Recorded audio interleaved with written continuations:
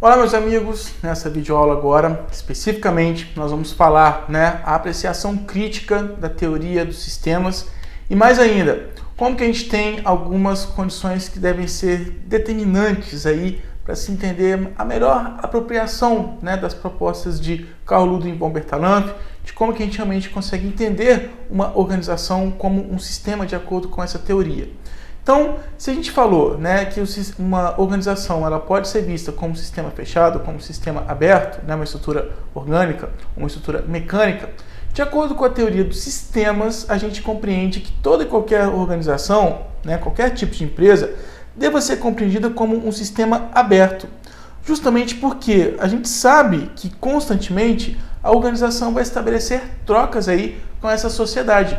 Eu preciso saber qual que é a opinião do meu público atendido, eu preciso acompanhar quais sejam as ações lançadas pelos meus concorrentes, porque se eu preciso continuar existindo nessa sociedade, se eu preciso continuar existindo nesse mercado, eu preciso acompanhar exatamente quais são as condições que esse mercado me apresenta para viabilizar que a nossa gestão vai estar compatível justamente com o que seja levantado ali por novas necessidades, por novas demandas, por novas exigências, Tanto que o conceito de adaptabilidade reforça essa ideia. Para a minha organização permanecer existindo, permanecer funcionando, constantemente a gente precisa se adaptar ao que o mercado nos apresenta.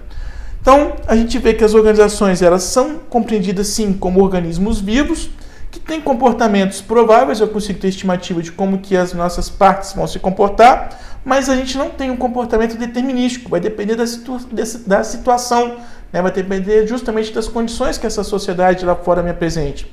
E aí eu preciso me ajustar, eu preciso reagir a essas condições que esse mercado, que essa sociedade me apresenta. Então, com base nisso, a gente vê claramente que a teoria dos sistemas é uma perspectiva de sistema aberto. O tempo todo eu preciso acompanhar, conhecer o que está acontecendo na sociedade lá fora, para além dos muros da nossa organização, para viabilizar que nós realmente estaremos funcionando de acordo com o que seja esperado desse mercado. E aí a gente precisa, logicamente, ter uma consideração com as condições que viabilizaram essa abordagem sistêmica na administração. Então a gente vê na década de 1960, que foi justamente o marco, o momento que essa teoria se consolidou no campo da administração, a gente vê que esse foi o momento que as empresas começaram a implementar a robótica, a tecnologia de informação e a cibernética, os computadores passaram a ser empregados nas empresas. E aí, se a gente observa que eu tenho toda uma lógica para funcionar um computador, eu tenho toda uma lógica para tratar a análise dos dados, a aplicação desses dados, esse mesmo tipo de lógica é o que se revela pela teoria dos sistemas. Então, esse pensamento também passa a ser apropriado para as práticas dos gestores. Além disso, a gente começa então a adotar novas maneiras de organizar as práticas, Eu começo a ter cada vez mais uma compreensão da gestão de processos, inclusive entendendo que os processos vão ser formados ali por pequenos sistemas, cada unidade de trabalho é um sistema que precisa estabelecer interações, tem interdependência com outros sistemas, Então, quando a gente tem esse entendimento de input, uma execução, uma atividade propriamente desempenhada, que vai gerar um output, esse output vai ser um input para a operação seguinte e assim sucessivamente, a gente começa então a ter a compreensão mais clara do que é a gestão de processos.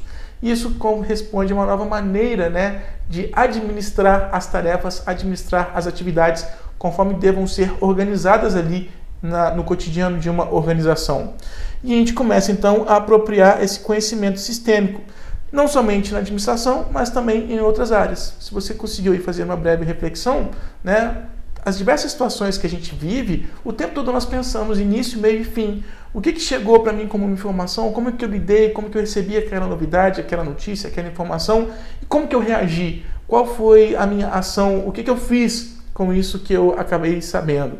Então a gente vê claramente input, a análise, o processamento, a entrega de um resultado, uma reação, ainda que seja um comportamento. Então a gente observa que essa perspectiva sistêmica ela não é útil apenas à administração, mas em várias outras áreas de análise, várias outras áreas do conhecimento. E a gente também precisa, logicamente, né, levantar alguma apreciação crítica sobre essa teoria. Então, como críticas, né, a gente observa que a teoria de sistemas é a teoria menos criticada, ela tem toda a sua lógica, compreende aí os impactos, né, que o meio venha a exercer sobre uma determinada organização, e justamente esses impactos devem ser considerados pelos gestores para se garantir a sobrevivência. Não adianta mais adotarmos aquela perspectiva puramente de sistema fechado. Não basta mais os gestores apenas terem um controle do que acontece no âmbito interno de suas respectivas empresas. A gente precisa também acompanhar as novas demandas do nosso público consumidor, as condições que o nosso público consumidor está enfrentando para adquirir o nosso produto, o nosso serviço, o que os concorrentes estejam fazendo, né? Por que eu posso estar no momento ali que estou perdendo vendas e o meu concorrente está conseguindo se destacar na nossa área de atuação. Então, o tempo todo, eu, gestor, preciso sim acompanhar, preciso considerar o que está acontecendo nesse mundo lá fora. Porque para eu determinar as minhas adaptações, né, eu preciso estabelecer novas medidas de gestão. Para eu decidir, determinar o que é necessário empreender, o que é necessário orientar os meus métodos de gestão, eu preciso constantemente estar antenado com o que está acontecendo no mundo lá fora. Então, essa teoria de sistemas vem enfatizar justamente isso. Além dessas condições, né, a gente também entende que as organizações dependem umas das outras, né, e atendem a esse meio no qual estão inseridas, tanto que a gente tem aí a noção de sistema social proposta por Katz e Kahn. E a viabilidade, a perpetuidade de uma organização, para uma organização continuar existindo ali no seu mercado, ela não é mais compreendida apenas sobre os aspectos que integram o seu funcionamento interno. Conforme nós acabamos de dizer aqui, eu preciso sim estar atento, antenado com o que está acontecendo no mundo lá fora, para garantir que a gente realmente vai ter uma gestão estratégica. A teoria de sistemas, só para você ter uma ideia, ela tem uma significativa contribuição quando a gente fala de gestão estratégica. Eu vou criar uma estratégia. Quando a gente tem esse pensamento, né, eu preciso criar uma estratégia, eu preciso projetar o que nós ainda podemos fazer para ter o melhor desempenho, perceba que para eu ter essa determinação é o nosso melhor desempenho, eu não somente tenho que conhecer as minhas condições internas, como que está a nossa infraestrutura, como que está a motivação, o comprometimento dos nossos funcionários, o que nós temos por capital para poder investir nas melhorias dos nossos processos internos, como também eu preciso ter uma condição de propor uma ação, propor uma prática que me garanta sucesso naquela sociedade lá fora. Então, sempre que a gente vai pensar na criação de uma estratégia, eu faço esse comparativo. As condições que eu tenho na minha empresa, aqui no meu contexto interno, com as condições que essa sociedade me apresenta. Eu preciso compará-las para conseguir definir o que seja uma estratégia. E quando a gente fala de gestão estratégica, ter essa visão para longo prazo, ter essa condição de criar uma estratégia para garantir o melhor desempenho, o tempo todo nós precisamos adotar essas duas perspectivas. Sistema fechado, para fazer um diagnóstico das condições que eu tenho da minha própria empresa, com o que a sociedade me apresenta. E eu preciso dar uma mínima condição de adaptar, né, de possibilitar essa perfeita relação, essa integração entre o que nós temos e o que a sociedade lá fora espera, ou quais são as oportunidades que estejam presentes lá fora, que a gente aqui dentro tem condição de melhor explorar. Então, a teoria de sistemas, né, a gente pode determinar aí que é um primeiro pontapé para a gente começar, de fato, a despertar para as noções mais abrangentes de gestão estratégica. Então, se eu penso, né, no funcionamento de longo prazo da organização, se eu estou me projetando na visão de qualquer tipo de organização, eu preciso adotar esse pensamento, né? Só vai ser viável pensar no nosso futuro a longo prazo se eu compreendo o que está acontecendo lá fora também, e não somente o meu funcionamento interno. Com isso, os gestores então passam a assumir o pensamento sistêmico, analisar início, meio e fim, input, processo, output, né? As dinâmicas entre esses sistemas, né? Entre as operações, entre as diversas atividades que precisam ser processadas ali no contexto da organização, e também as diversas dimensões, como que uma contribuição do RH vai impactar nas realizações do marketing, né? Dois sistemas diferentes, por exemplo. Então eu preciso o tempo todo ter essa compreensão das interações entre diversos sistemas. E aí eu consigo ter um domínio, né, de como que a minha organização está funcionando como um todo. Lembre-se, um dos pensamentos básicos da teoria de sistemas é o todo é a soma das suas partes. Cada parte tem a sua identidade, cada parte tem o seu funcionamento, mas para eu ter essa noção de uma perspectiva holística, né, para eu conseguir entender essa totalidade, o globalismo, eu preciso conhecer muito bem as diversas partes que formam aí todo esse conjunto, os subsistemas formando um sistema maior.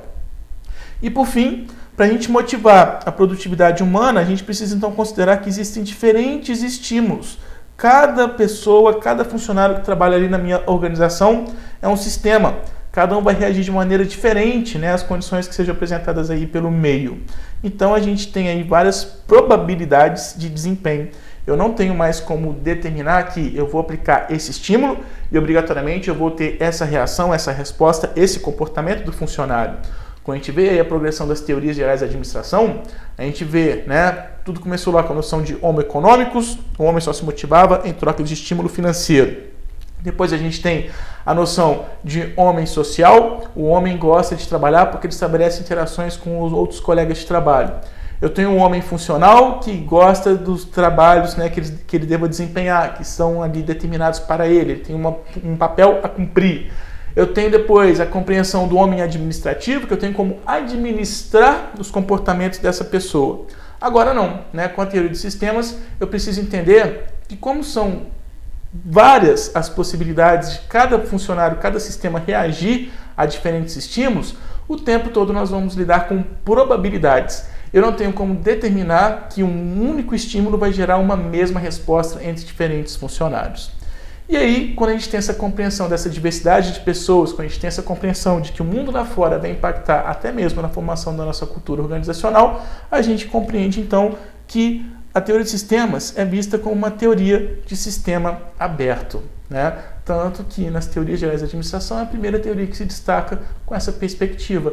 O gestor também precisa conhecer o que está acontecendo no mercado, o gestor precisa ter essa perspectiva, essa projeção para o sistema aberto. E eu espero que todo esse detalhamento da teoria de sistemas, né, e essa apreciação crítica tenha ficado clara aí para os seus estudos. Muito obrigado por me acompanhar aqui, muito obrigado por assistir esse meu vídeo.